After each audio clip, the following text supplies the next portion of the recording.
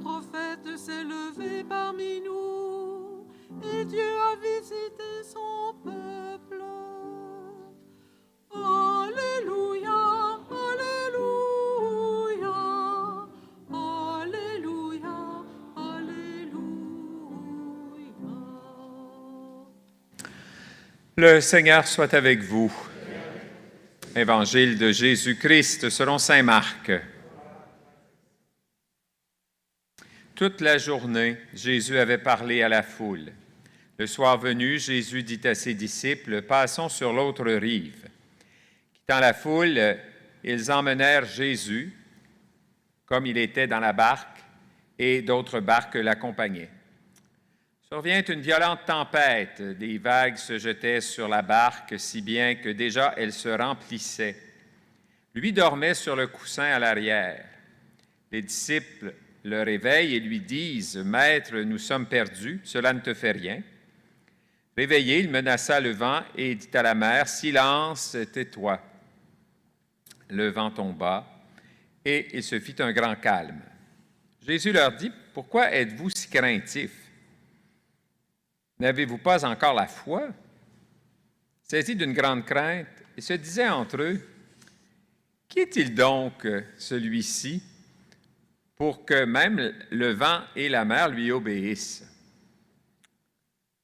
Acclamons la parole de Dieu.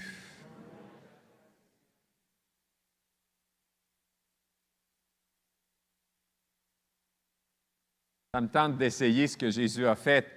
Il leur a parlé toute la journée. Qu'est-ce que vous pensez de ça? Peut-être me tanner avant vous autres. Ça pourrait arriver. En tout cas, YouTube va se tanner avant, je pense. Mais c'est intéressant, au début de cet évangile-là, Jésus leur a parlé toute la journée. Puis il est fatigué. Puis il va se reposer dans la barque. C'est intéressant, hein? Nous autres aussi, des fois, on fait des grosses journées. Peut-être pas parce qu'on a parlé toute la journée, mais on a le goût de se reposer. C'est intéressant. Ça révèle quelque chose de l'humanité de Jésus. Hein? C'est beau. Notre Seigneur qui a pris notre humanité en toutes choses. Donc, après avoir parlé toute une journée, il avait besoin de se reposer. Intéressant. Et toute cette question de la tempête. Je ne sais pas si vous avez des souvenirs d'avoir été pris dans une tempête, vous autres. Hein, la plupart d'entre nous, c'est arrivé. Moi, je me souviens d'une fois, là, c'était aux Zoos de Granby. J'étais avec mon filleul, ses deux sœurs, ses parents. Puis à un moment donné, on s'est fait prendre dans un orage. Un orage est arrivé comme ça, vite, là. Puis on était pris sur le terrain. On ne pouvait pas rentrer dans un cage avec les animaux, tu sais.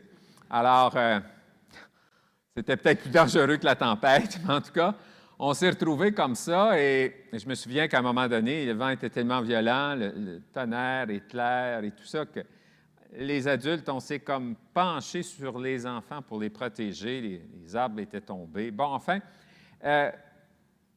bien sûr que l'Évangile d'aujourd'hui peut ramener des souvenirs comme ça, là, d'être pris sur une rivière alors que survient l'orage et tout ça. Mais c'est sûr que l'Évangile d'aujourd'hui nous ramène à des tempêtes dans le sens figuré.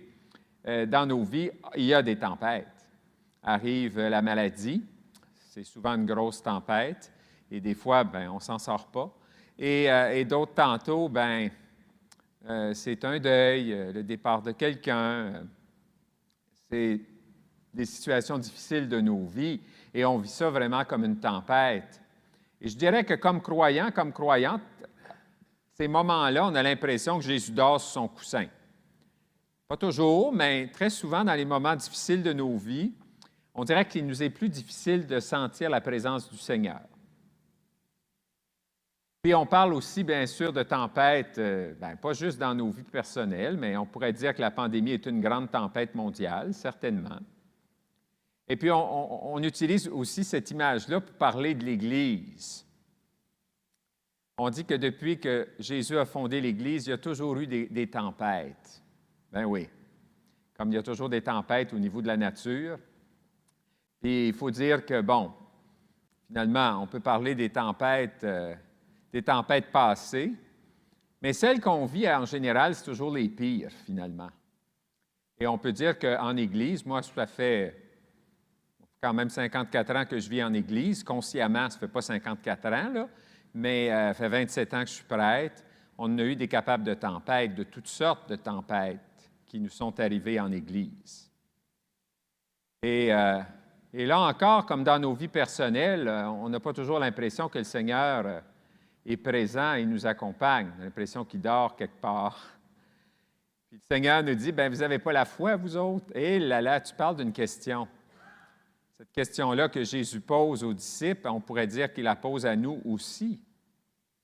Oui, des tempêtes en Église, il y en a, ici au Canada, en tout cas avec Kamloops, là, dans les dernières semaines. Je me suis dit, avec la pandémie, on se demande si les gens vont revenir à la messe le dimanche, vont reprendre leur place dans les communautés chrétiennes, pas juste revenir à la messe, mais aussi reprendre leur place au cœur de la communauté. En tout cas, tout est là pour que finalement on ait des bonnes raisons de rester chez nous puis de dire l'Église, là, bye bye. Bon, nous, on est là, mais on reste quand même avec nos questions, puis nos déceptions, puis c'est correct.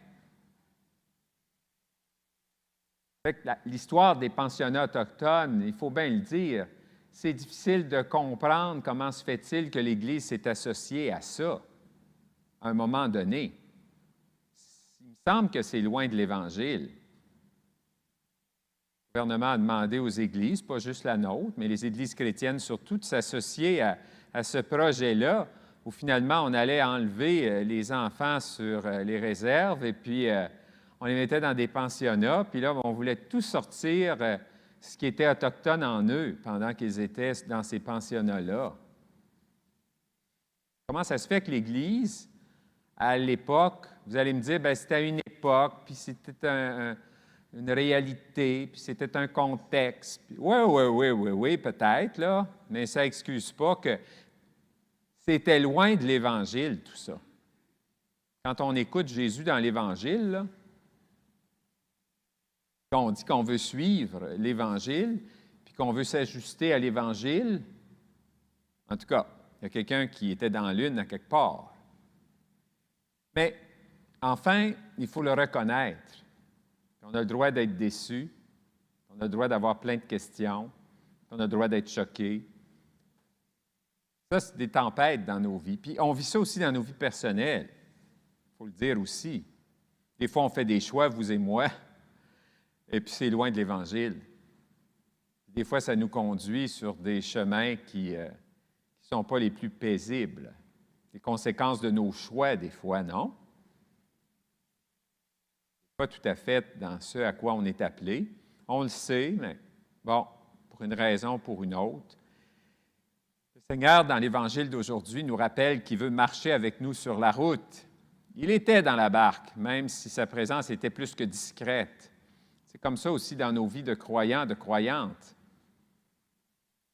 C'est intéressant, au début de la pandémie, le pape François avait présidé une prière sur la place Saint-Pierre la fin mars 2020, là, puis il était tout seul sur la place, puis je pense que c'était cette page d'Évangile de la tempête, puis il disait, bien, c'est à nous d'inviter Jésus dans notre barque.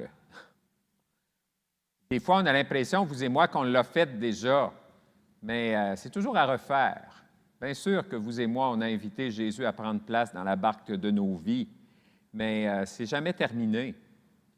C'est toujours quelque chose. Il faut se tourner vers le Seigneur puis lui dire, « Seigneur, aide-moi à prendre les bonnes décisions, aide-moi à diriger bien ma vie. » Est-ce qu'on est prêt à vraiment laisser le gouvernail à Jésus dans nos vies? On est un peu comme les disciples aussi dans l'Évangile. C'est qui donc cet homme? Qui donc est cet homme? Bien, nous autres, on reconnaît que Jésus est le Fils de Dieu. Il est notre Sauveur, notre Seigneur, celui qui éclaire nos vies, mais malgré tout ça, on est un peu comme les apôtres dans l'Évangile d'aujourd'hui.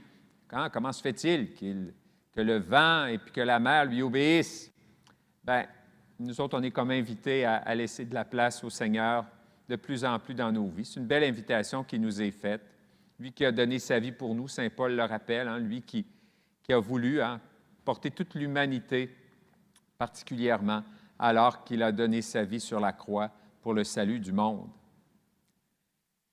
Le Seigneur demande aux apôtres, hein, avez-vous la foi? Bon, ben, je pense que oui. Notre présence ce matin, même à la maison, ceux qui célèbrent avec nous, eh bien, certainement un acte de foi que de participer à la messe. Mais en même temps, la foi, c'est pas quelque chose qui... c'est un peu... ça nous échappe des fois. Moi, je vous l'ai dit souvent, une des prières que je fais souvent, c'est la demande des apôtres à Jésus, « Augmente en moi la foi, Seigneur. » Et je dis ça souvent au Seigneur, devant ma vie personnelle, mais devant aussi la vie de l'Église, la vie du monde. Oui, sœurs et frères, prions les uns pour les autres, qu'on puisse toujours sentir cette présence du Seigneur. Et au fond, sentir la présence du Seigneur, c'est souvent l'inviter. Dire, Seigneur, viens dans mon cœur. Seigneur, prends ta place dans ma vie pour que je ne sois jamais seul. Sois celui qui m'accompagne sur le chemin de cette vie. Et il y a comme, rendez grâce au Seigneur, il est bon. On a prié ça au moment du psaume. Eh bien, que ça puisse nous amener à rendre grâce au Seigneur parce que le Seigneur nous aime et il ne nous abandonne jamais.